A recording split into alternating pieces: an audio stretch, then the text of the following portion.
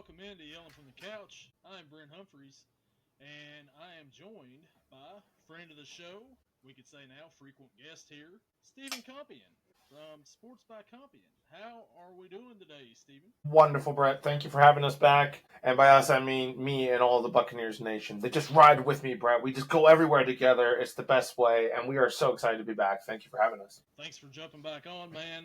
There's been a few things that have changed since we talked the last time, and there's some things that have stayed the same, and we'll get in on Indeed, that. indeed.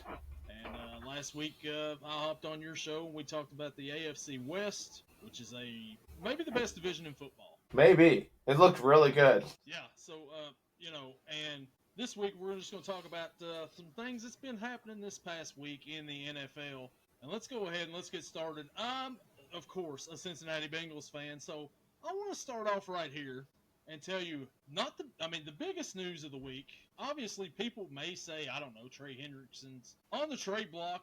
That's not really the biggest news of the week, right? No, that's not the most relevant thing. Losing your number one pass rusher, led the NFL in sacks last year. Not that relevant. Okay, gotcha.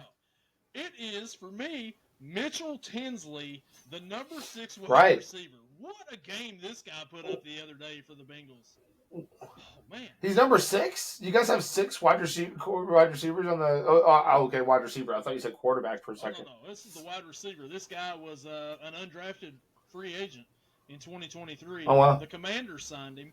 The Commanders let him go, and then he ends up on the Bengals roster. And to be honest with you, I didn't hear it. I had never even heard of Mitchell Tinsley until the other night, and he was out here making Jamar Chase-like catches, and I'm just like, oh, man. I'm getting excited about our number 6 guy right now. You guys got an embarrassment of riches at the wide receiver position, but that's hilarious that there's yet another untapped gem found. Yeah, and it's just like, okay, so we've got this guy here. You got Chase, you got Higgins. Man, it's just like this offense may put up 35 a game average this year.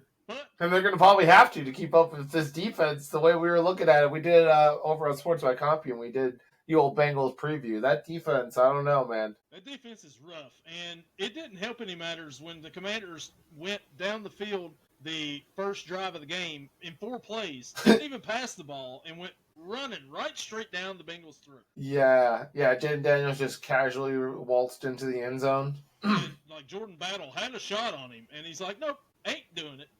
So...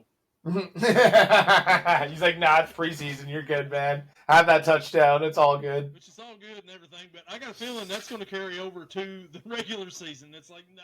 Yeah, that's a tough look, especially on them flying down the field like that. And I know you said it's not the headline or anything, but maybe this bad defense, Henderson leaving too, can't be helping that situation. No, it doesn't help that situation at all. But it helped Hendrickson's situation with, like, look, guys, you see what you were without me. I've just become more valuable. And the thing is, with his contract, pay the man. He said they've agreed on the years and they've agreed on the money. They can't come to an agreement on the guarantees. And it's like, are we serious here? The guarantee? Guarantee it? Yeah. Screw it, man. Guarantee it. Let's roll. Guarantee the whole thing. I don't care. Get him out there. You got to get them paid. Why does nobody want to pay the top 2 pass rushers in the NFL? I don't know if they're exactly the top 2, but they're up there. They're in the top 5. I mean, they're, maybe the top 2 last year statistically. I mean, I would say they probably was. But yeah, and it's crazy because you talk about that too, and like Brian Schottenheimer, coach for the Cowboys, has said he expects Parsons for the opener. Do you now? You got to pay for that service, right, Coach?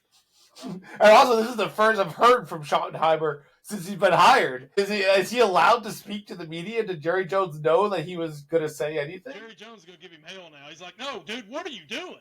You don't talk. I think you're not allowed to say anything unless it's Jerry Jones approved, Schottenheimer. Don't lie to us. We know how this role works. It's like, you are my puppet. You only speak when I say it. He's Jason Garrett part 2. Yes. He's like, we tried the whole having a coach who has a mind of his own. I'm not really into that. I'd rather they just do whatever I say. They could have had anybody, and he's like, you know what? Who is the most boring hire I can get? Oh, here we go. Brian Schottenheimer.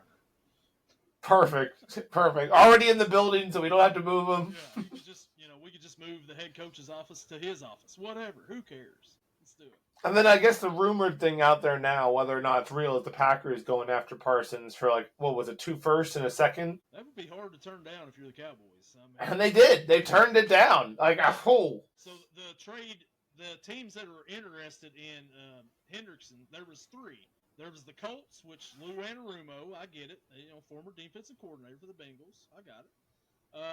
2 was the Carolina Panthers. Why would you want to go to Carolina if you're looking to win a Super Bowl? Obviously, that's not the thing. He's wanting to get paid. Same thing with the Colts, to be fair. And the Colts as well. Colts are a hot mess. And then the other team they rumored was the Browns. I'm like, okay, they're not trading in division, so why is this even a conversation? They should trade him to the Bucs. Now that's a legit Super Bowl chance he could go for, And speaking of the Bucs, we need a pass rusher because David Walker went down in preseason, our 4th round draft pick that we thought was going to be a nice little pass rusher for us. So we could use some more pass rushers over there. Send them over. We'll give you like a first. You can have, like Yaya Diaby. What if you give us a first and Emeka Ibuka? I mean, you know what I mean? Because, I mean, what? No, not Emeka Ibuka because Jalen McMillan just went down with a neck injury, so now and Godwin probably won't be back for the first couple of weeks. So we're actually a little thin at wide receiver, as crazy as it sounds. So it probably makes sense that we did that first round draft pick. I remember in a couple of different videos already for the Buccaneers, I've been like, this is why, Bucs fans, we did this. And it was puzzling when we went wide receiver at 19. Everyone's like, why? Our defense needs help. This is why, Brett, because we just have a tendency to break our little wide receivers. We're like, we have nice wide receivers and we break them sometimes. Yeah, see, my thought was, the Bengals, they're kind of thin at wide receiver right now as well. Why not add another one, in that trade?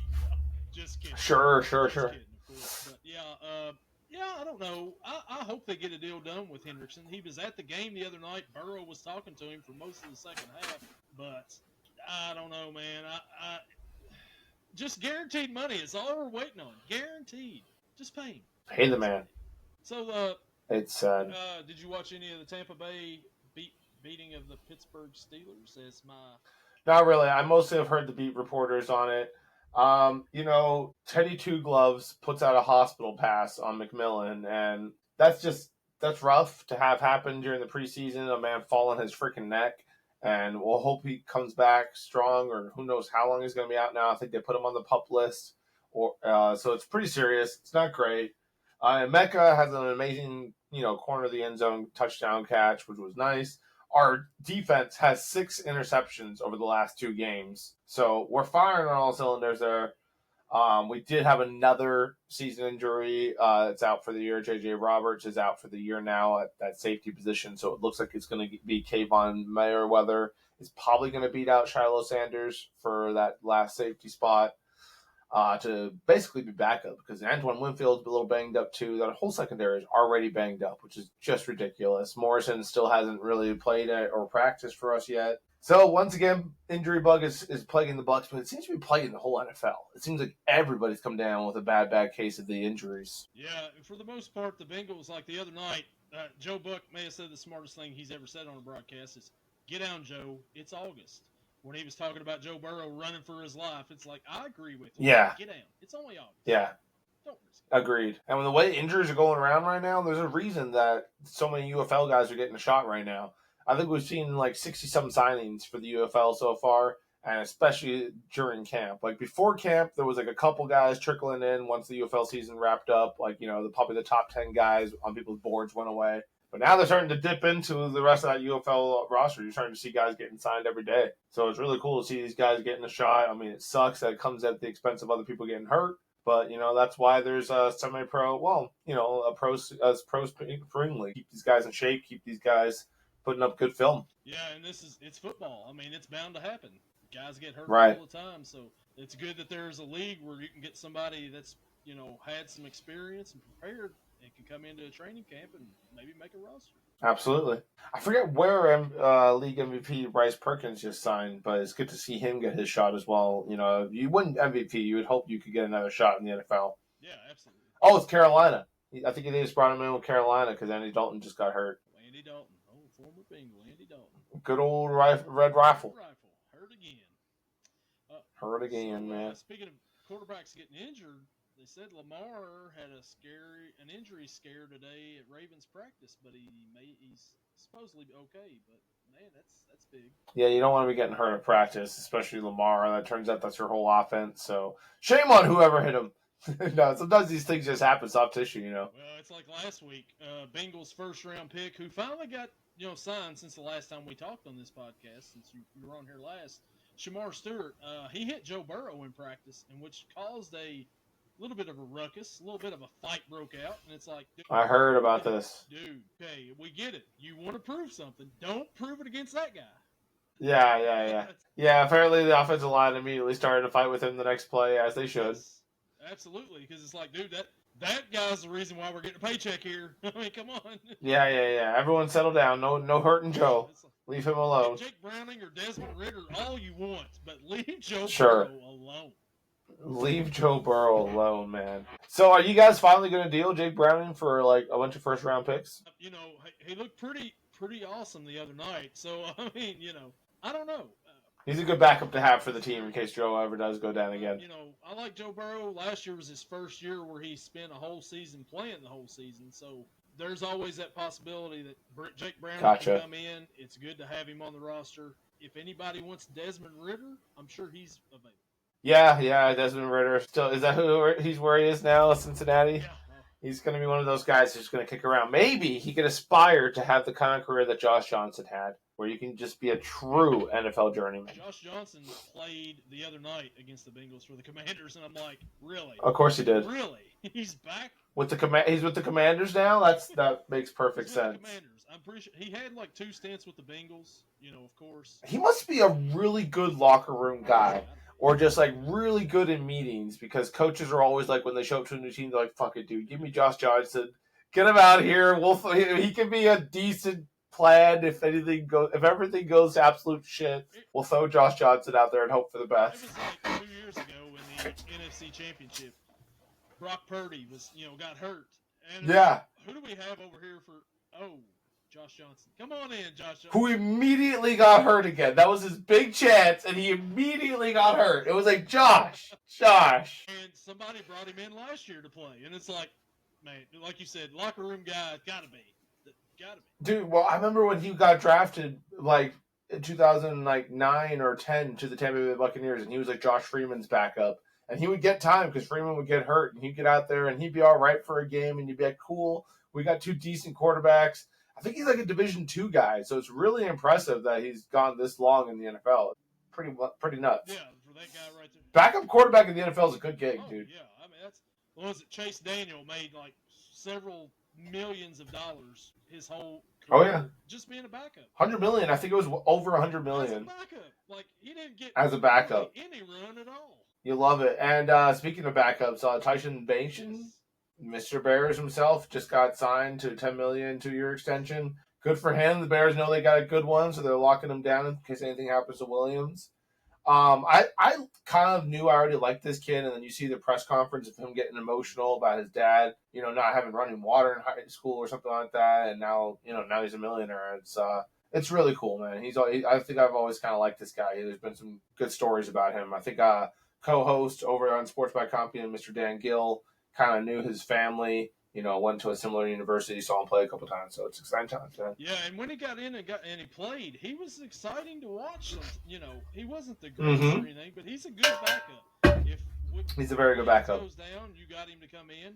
You can have a whole lot worse than Bagent come in and quarterback your team, for sure. It just shows that, you can make some money in the preseason, apparently. This is when those backup quarterbacks got to prove that you can do it. If you're guys like Tim Boyle, who absolutely suck for preseason week 1, people are like, listen, dude, how are you keep on getting jobs? It's like Desmond Ridder. Like the other night, Desmond Ridder, like it showed him on the sidelines, helmet on, chin strap ready to go, and they're like, we're going to keep playing Jake Browning. And they just kept playing Jake Browning the whole time, and it's like, the writing's kind of on the walls for a guy like Ridder, but for Bagent, you can make that money. Oh, for sure.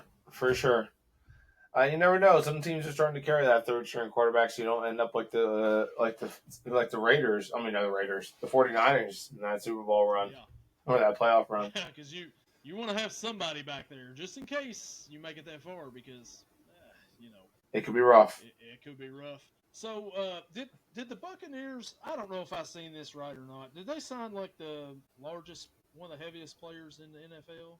recently? So there's something recently. Desmond Watson out of Florida, and he is 471 pounds. So he's the heaviest. He was undrafted, so he wasn't drafted, but he is the heaviest player if you were to play it that way. The Buccaneers said, no, you're literally going to die out there. So no, we're not going to do that until you drop weight. He's dropped about 35 pounds or so, and he's just been walking around training camp like he just does laps while the rest of the team's practicing. It's kind of funny. But basically, the dude's dropped about like 37 pounds, and they're still like, nah, dude, it's still not enough. Because he's still way bigger than the heaviest player to ever play, which is apparently Mr. Gibson. I want to say played for Washington or the Commanders back on he was like 420 or something like that. And, so Watson's still bigger than that. And, the Bucs apparently don't want to put him on the field or something. I can't blame him. I mean, because, it's hot down there in Tampa. And yeah. In the two-a-days and all that. And, I mean, he went to college in Florida, so he's used to this heat, I guess. Unless they did the same thing, just hey, go walk around for a little bit, man. It comes down to I just don't think he's actually really that good. It's not like he was like a huge. Yeah, in the middle. Yeah, he wasn't like a huge standout in Florida or anything like that. He kind of just was a big boy who would take up space. So he's definitely going to be like a option guy sometimes. Some Bucs fans were real excited when we had this sign, like, oh, next to Vita, it's going to be impossible to run the ball. And, I whatever. We'll see what happens. Maybe he's going to be a total stud. I have my doubts. Could be. I just seen that, thought that was kind of interesting, but it's more interesting when you tell about, he's just walking around. He's not practicing. He's just doing laps, dude. We're not even letting him practice. He's just running around, just trying to lose weight. He's not even on the practice squad right now. He's on the, Well, to be fair, there is no practice squads yet. Everyone's still trying to make the rosters right now. I think they are trimming down soon here, though, to that 53-man, so it's going to be interesting. Saturdays, was it Sunday, I think, is when they supposed to trim down, maybe? I know all the preseason. Trim down to because I think they're at 70-something now, so maybe they trim down to 60-something. I think so, and then they finalize the roster sometime later that week. Okay. After Labor Day, I guess, will be like when they'll have the rosters all finalized and we're ready to roll. Because we're 15 days away from opening kickoff on Thursday. It's only one more week of preseason, thank God. 1 week of preseason. As much as I, loved the Mitchell Tinsley show the other night. Sure. It was just, whatever. There's nothing else on preseason, Monday Night Football. Why not watch it? So I watched it, and I was impressed by Mitchell Tinsley. A little bit too much. I'm a little too excited for the 6th wide receiver for the Bengals, Steven. Nothing wrong with that. Nothing wrong with having your guy deep in there that you're hoping is going to just be a total stud. So what is going on in Cleveland with all these speeding tickets? Is it just the Cleveland police, or what is it? I think it's that they know that the team isn't that good, and they're just holding a grudge against them. They're like, dude, that looks like one of the players. Let's get this guy the ticket because this is bullshit. I'm tired of them fucking losing all the time. I've lost so many parlays because of these fucking guys. So it's just a little give back from the city, Yeah, it must be because Myles Garrett just signed a big contract. And oh, yeah. Well, they also know he could afford it. They're like, dude, come on. You can afford to share with the city a little bit. Let's be honest, Myles. Come on. Let's, you sign your big $100-some million deal, you can afford this speeding ticket, or 2, or 3. Come on, man. Or 3, whatever they gotta do. They got their methods. But of course, the week 1 was the big Shedeur Sanders debut. He called out his haters in the press conference. Very exciting stuff for the boy. Next week, Dylan Gabriel, slightly less impressive start. So, the voices are already going to be calling like, oh, Shedeur. And, whatever, man. I wish the kid well. They did go for Flacco as the starter, completely unsurprisingly. Everyone's like, wow, that's not fair. Dude, they're playing Cincinnati week 1. You think they're going to throw a rookie out there? Like, stop. If you got Steady Joe, why wouldn't you start him? Yeah, I was like, well, I don't even know if they're going to keep Flacco around. And then, of course, Kenny Pickett gets hurt. And I'm like, well, maybe they'll keep him around. But I'm not surprised they started him week 1. I was just kind of like, yeah, they'll go. But, starting out in the division, you want somebody with a little veteran leadership out there. And why not Joe Flacco? Why not? Indeed. No, it's a predictable move. The Colts decide to go with Daniel Jones over Anthony Richardson. Is Richardson officially the biggest bust in the last, 5 years or so? I would say, okay, so during the podcast. Because Wilson at least did some stuff, like Sam Darnold did some stuff. There was moments where we thought, dude, it feels like we've just been watching Anthony Richardson. Everyone's just like, he's really athletic. but he kind of sucks at football. But maybe he'll figure it out. When he was at Florida and they played Kentucky, and they were talking about Anthony Richardson may be the next Cam Newton, and he lost to Will Levis, and I'm like, next Cam Newton? Are you kidding me? He can't beat Kentucky. So he gets drafted 4th overall to the Colts, and at the time I'm like, crazy. I'll take Will Levis over Anthony Richardson. Now, okay, I get it. Neither one of them. I would still take Will Levis probably over Anthony Richardson. At least your team's entertaining. Exactly. The team is entertaining with Will Levis. Now, it may be entertainment for the other team, but sure, it's still more. It's fun. You don't even know Anthony Richardson's out on the field when the Colts are playing. The dude's always hurt, and he may just have to take himself off, if he needs to. Which, whatever. I kind of sort of defended him and one back then. I was like, it's important to have all your breath. And no, dude, you're the quarterback. You gotta stay out. Yeah. And so, the Colts, if they're going with Danny Dimes, that should tell you all you need to know about Anthony Richardson and his legacy in the NFL. Indeed. It's not looking good. He'll probably get another chance because Danny will probably go down. Danny will probably suck, and he'll probably get another chance with the Colts still. They might get rid of him before the season starts. I could see it too, but I do see them probably keeping him as a good little backup because Danny Dimes is far from a secure starter. Yeah, and Minnesota, he didn't even play at all last year. Did he even dress for Minnesota once they picked him up? I don't think he did. Danny Dimes. I don't think so. I don't think he ended up ever playing for them. No, they mostly just stuck with Sam Darnold because it was working. Yeah, it was working. And then they let him go to Seattle. And JJ McCarthy, it says they're looking for weapons for JJ McCarthy up there in Minnesota. JJ McCarthy didn't impress. Because Addison's out for like the first 5 weeks or so, or 4 weeks. Yeah. And one of their other wide receivers got hurt, I believe. Justin Jefferson, I don't think has been practicing with the team. I think he's I don't know, some sort of injury or something, but he should be ready by week 1 is what it said. Yeah, I don't know. It's weird. And they don't know what they have with JJ McCarthy. And he's coming off of an injury. He really didn't throw a whole lot in college. I mean, they relied on the running game and defense with Michigan, so he's kind of an unknown as well, too. I guess we'll see what Aaron Jones has up his sleeves, but he seems a little old at this point. But if there's any coach that I would be confident coaching my quarterback, it's probably Kevin O'Connell. Probably the best quarterback whisperer in the league. Yeah, he's got to be. I mean, look what he did with Sam Darnold last year, right? Kirk Cousins the year before. I mean, what's he done since then? Right. I mean, 100%. Yeah, man. No, yeah, I think that they will figure it out over there in Colton. I think the Lions, likewise, as people are like, oh, Dan's going to suck now that those 2 coordinators are gone. I think those coordinators were definitely good, but I also think Dan's a good coach. So I think so, too. I love me some Dan Campbell for non-Bengals coach right there. It's probably my favorite one. I mean, I like him better than Zach Taylor. Absolutely. What am I talking about? Hey, so what about what was that? What was it? The Bills. The Bills the other day. Is it a little bit overreaction with them getting defeated? Shut out. It's preseason. I was around a lot of Bears fans watching the first quarter of that game. They were pretty amped up about the whole thing. But ultimately, did Josh Allen even play in that game? I don't think he did either. I think they went straight. I think it was straight to Mike White. Mike White was playing. The White Lightning himself had himself a tough night. That's for sure. Mike White. His coming out party was when he was with the Jets that one year against the Yep. Bengals. Threw for like 400-some yards and did absolutely nothing the rest of his career. Alex, besides that one game got him like a contract, got him tons of looks, and he's done nothing ever since. The Bengals actually had a defense at that point in time. I mean, a decent one. Sure. Yeah, no, didn't he throw like 5 touchdowns too? It was crazy. Something like that. It's like, okay, all right. We see Joe Montana out here. Got it. Yeah. Great. For one game.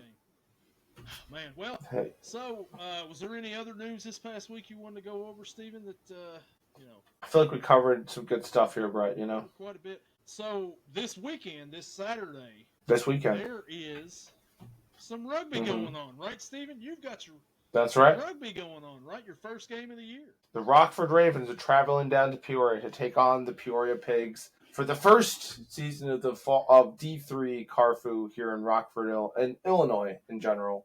But yeah, the Ravens plan to start out strong, even though we are on the road for the first 2 weeks, and then we got 3 weeks at home. Exciting season. We kind of need to do it now or never to get to the playoffs, Brett. It's exciting times. The playoff push starts this Saturday. You won't hear me say this That's very right. much on this podcast, Steven, Go Ravens. Hell yeah. I love that. Thank you. And also, the USA Eagles women will be taking on England this Saturday around Friday, tomorrow, if it will, depending on when this podcast comes out. Regardless, around 2 p.m. If you are available and ready, you should tune in. Watch our USA Eagles take on England. They are the best team, and England is the best women's team. But our girls are scrappy. I think they got a shot this World Cup, so we'll see what they can do. World Cup's important stuff, Brett. They got to try to win it. Absolutely, it is. Go USA. Let's go, ladies. Go get it done. And that'll do it for us this week. Steven, glad to have you back on. And thanks for having me. We'll catch up again, and we'll bring you back on again. And man, it's almost here. It's almost here, man. We're almost at. It's almost here. We're gonna be. Loved it. We're gonna be like, oh man, Daniel Jones just threw for 600 yards and go big time overreaction.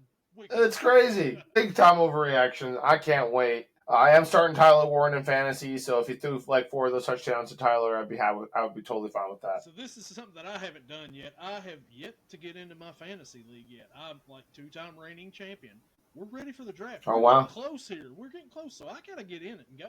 It's serious stuff, man. Fantasy football is upon us. The real football is upon us. Rugby's upon us. It's all here. The fall season's here, baby. I love it. It's all here. The weather's starting to cool down where I'm at right now, and it's like, same. We're getting close. We're getting close. It's almost here. I love it. Right. I love it. Football season, baby. Check him out. Sports by Compian on YouTube, and we will see you all later. Thanks for having him.